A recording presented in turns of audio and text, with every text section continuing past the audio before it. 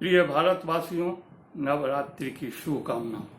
मैं आज एक ऐसे राष्ट्रपिता की बात करने जा रहा हूं जहां उन्हें मस्जिद से राष्ट्रपिता की उपाधि मिली।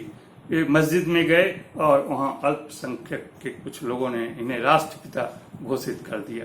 अब आज़ादी के 75 सालवें वर्ष में जब राष्ट्रपिता महात्मा गांधी की 74 साल पहले आरएसएस के विचारधारा के हिंदुत्व विचारधारा के सोच वाले एक व्यक्ति ने उनकी हत्या कर दी, तब उस समय आरएसएस वालों ने सोचा जो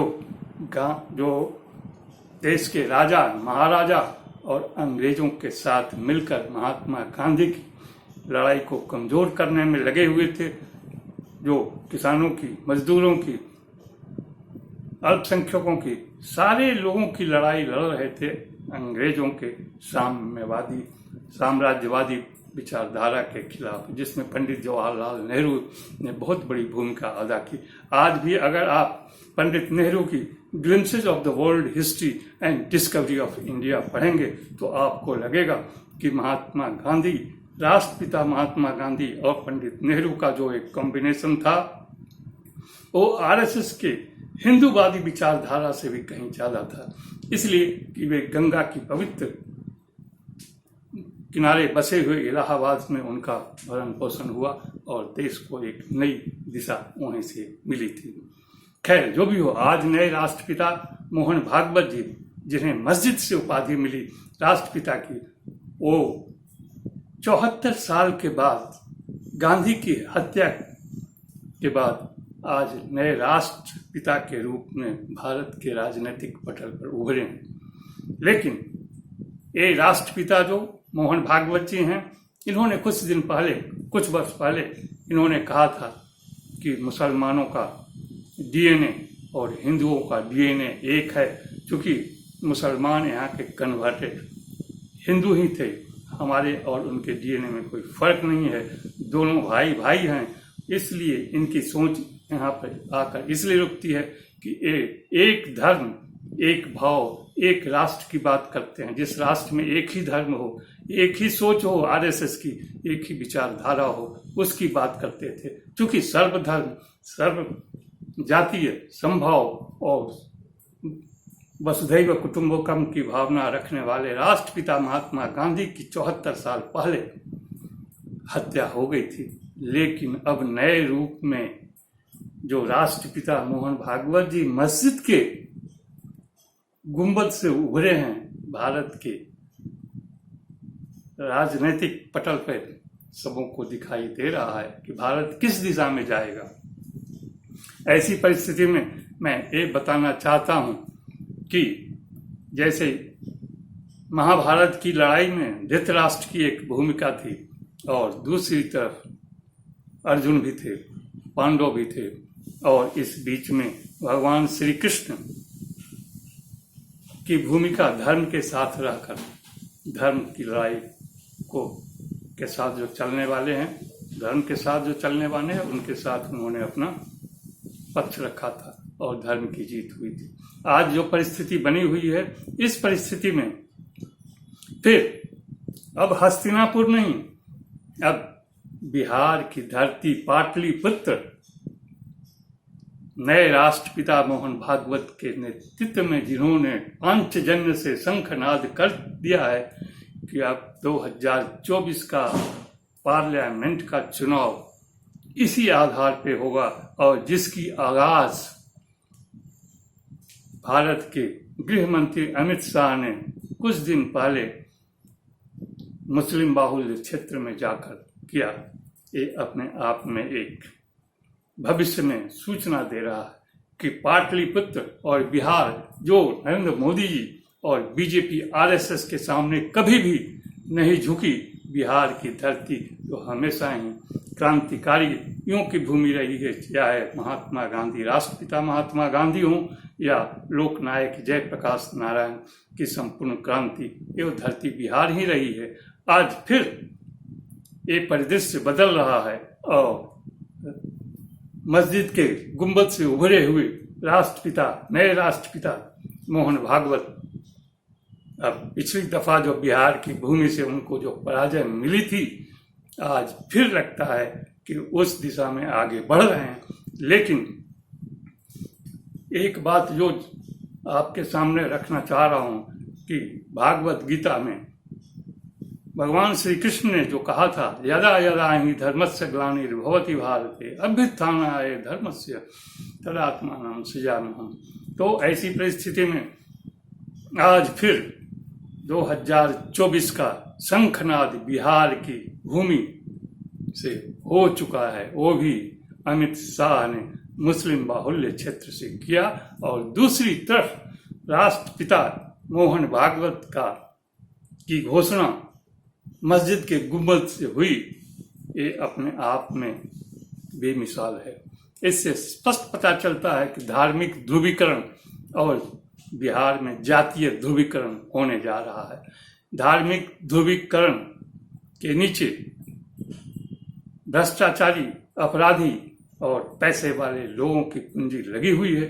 उसी ढंग से जातिवादी ताकतों के पीछे जो बिहार में एक छतरी के नीचे आ चुके हैं, उसके पीछे भी भ्रष्टाचारी और अपराधी प्रवृत्ति की ताकतें लगी हुई हैं। दोनों तरफ से, एक धर्म की छतरी के नीचे और दूसरी जाति की छतरी के नीचे, जहां अपराधियों और भ्रष्टाचारियों की ताकत लगी हुई है, वहीं बिहार और भारत की जनता निरीह होकर देख रही है कि उनके राजनेता किस ढंग से धर्म के आधार पे और जाति के आधार पे युद्ध के उन्माद में उन्हें ठेल रहे हैं, ढकेल रहे हैं।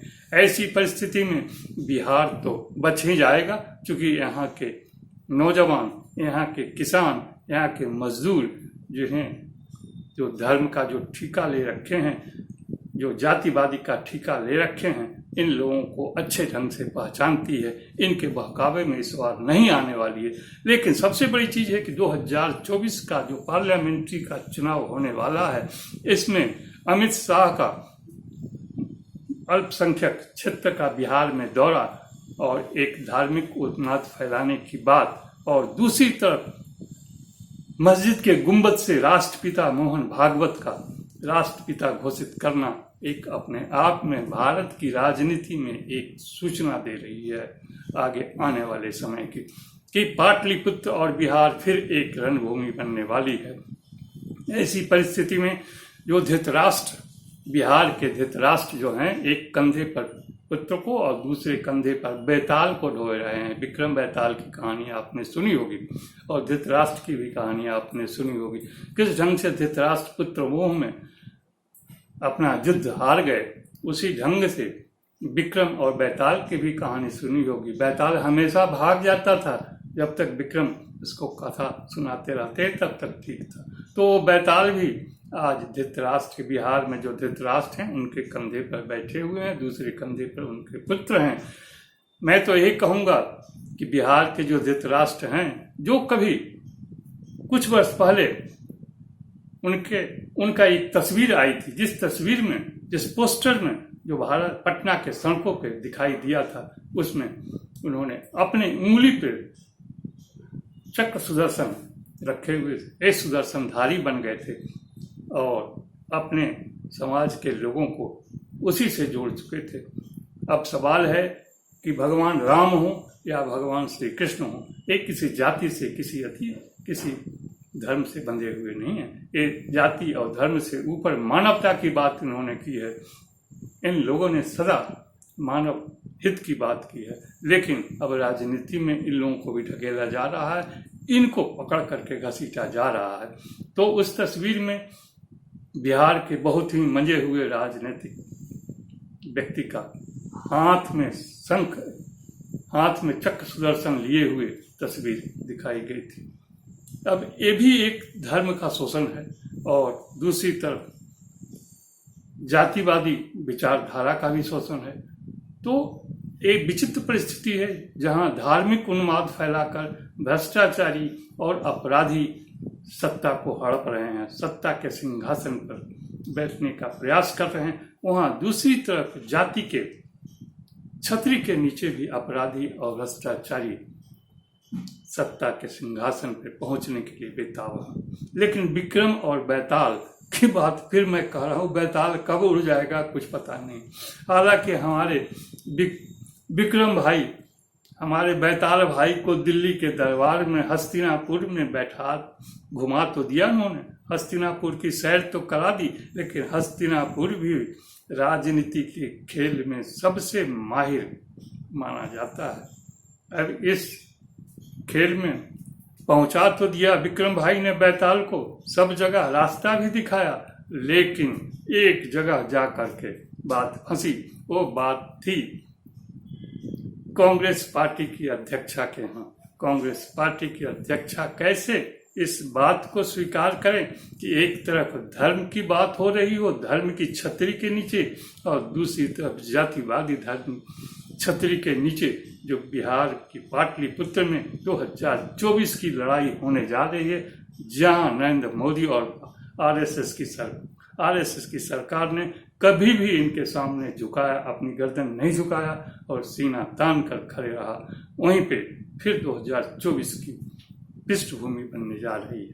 उस पृष्ठभूमि में थोड़ा ब्रेक तो लगा कांग्रेस अध्यक्षा की तरफ से, जहां उस दरबार में विक्रम भाई की विश्वसनीयता तो थी, लेकिन बैताल भाई की विश्वसनीयता पे आज भी वहां संदेह है। चूंकि राष्ट्र आरएसएस की गोद में और भारतीय जनता पार्टी की गोद में ये बैताल भाई बहुत सुख मौज कर चुके हैं, इसलिए थोड़ा विश्वसनीयता की कमी दिखाई दी। इसलिए कांग्रेस अध्यक्षा ने अभी स्पष्ट रूप से कुछ भी कहने से इनकार कर दिया है।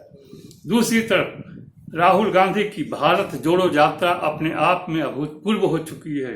जो जन सैलाब उमड़ रहा है उसे देखकर अब नए राष्ट्रपिता जो मस्जिद की गुंबद से उभरे हैं, मोहन भागवत जी को एक चिंता हो रही है, और भाजपा को भी एक चिंता हो रही है कि अगर अल्पसंख्यक वोट में सेंध लगाया जाए तो कुछ क्षतिपूर्ति हो सकती है, क्योंकि आज भाजपा और आरएसएस की सरकार के बीच के छतरी के नीचे घुटन महसूस कर रही है। फिर भी नए राष्ट्रपिता मस्जिद की गुंबद से पंचजन्य का शंखनाद कर दिए हैं, और इस शंखनाद में बिहार ही रणभूमि बनने जा रही है।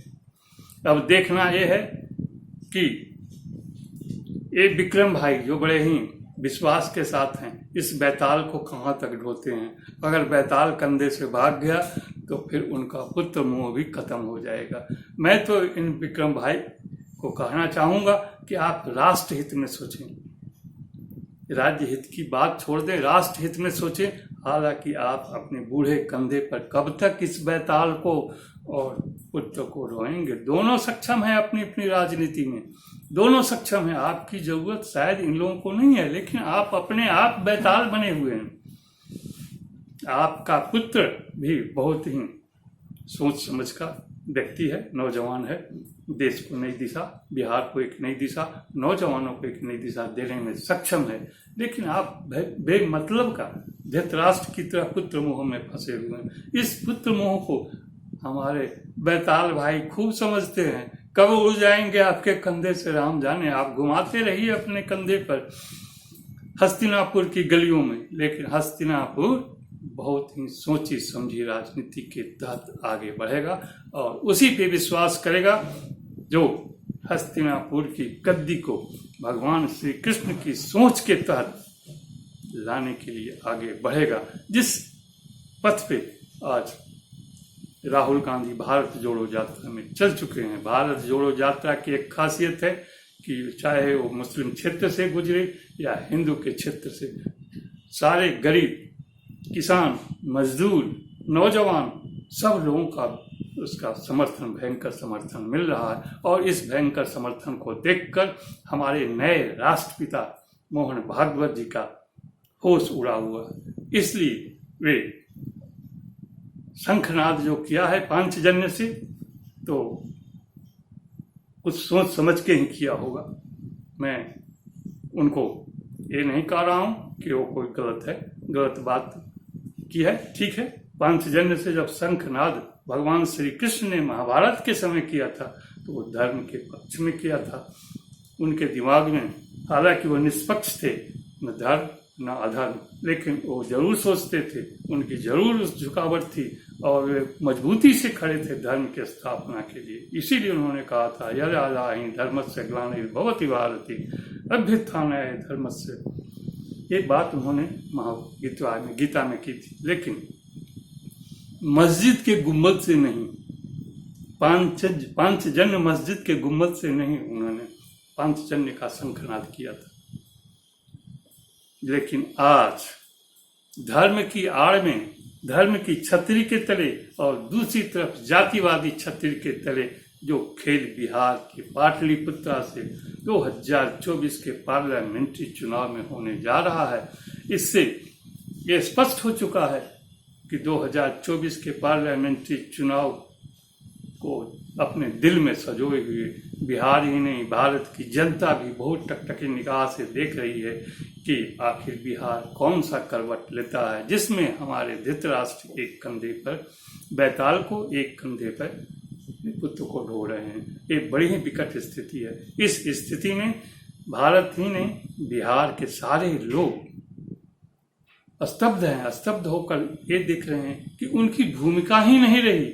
यहाँ तो भूमिका धर्म के छतरी के तले अपराधियों, भ्रष्टाचारियों की एक तरफ है, और दूसरी तरफ जाति के छतरी के नीचे उन्हीं भ्रष्टाचारी और अपराधियों की है। तो दोनों तरफ से भ्रष्टाचारी और अपराधी ही टकराएंगे, धर्म की छतरी के तहत और जाति की छतरी के तहत। बाकी बेचारी जनता लोकतंत्र में बिहार या भारत की भूमि पर बड़ा असहाय महसूस कर रहे हैं। इस परिस्थिति में आज जो भूमिका होनी चाहिए बिहार की, वो जातीय दलदल और धार्मिक दलदल, जातीय छतरी के तहत और धार्मिक छतरी के तहत बटी हुई है, जो देश के लिए, बिहार के लिए दुर्भाग्यपूर्ण स्थिति है। यही कारण है कि बिहार राजनीतिक भूमि तो जरूर देता है, लेकिन आर्थिक रूप से बड़ा संपन्न रहा है और अभी भी आर्थिक रूप से बड़ा ही बदहाली में रहा है और आज भी बहुत बदहाली का दंश झेल रहा है। आज बिहार में नौजवानों की समस्या है, उनकी सबसे बड़ी समस्या बेरोजगारी है की समस्या है। किसान भी झेल रहे हैं, किसानों की भी समस्या है, हमारे मजदूर भाइयों की भी समस्या है, वंचित समुदाय की समस्या है। यहाँ सर्वधर्म, सर्वजातीय और वसुधैव कुटुंबकम की भावना से राष्ट्रपिता महात्मा गांधी का जो 74 साल पहले जिनकी मृत्यु हो गई थी, उनको अपने हृदय में बसाए रखेंगे, तभी भारत का और बिहार का कल्याण होगा। इस जातीय उन्माद फैलाकर और धार्मिक उन्माद फैलाकर राज्य की सत्ता तो आप पैसे और भ्रष्टाचारियों और अपराधियों के बल पे प्राप्त तो कर सकते हैं, लेकिन बिहार की जनता का और भारत की जनता का कुछ भी नहीं होने पर। धन्यवाद इन्हीं शब्दों के साथ।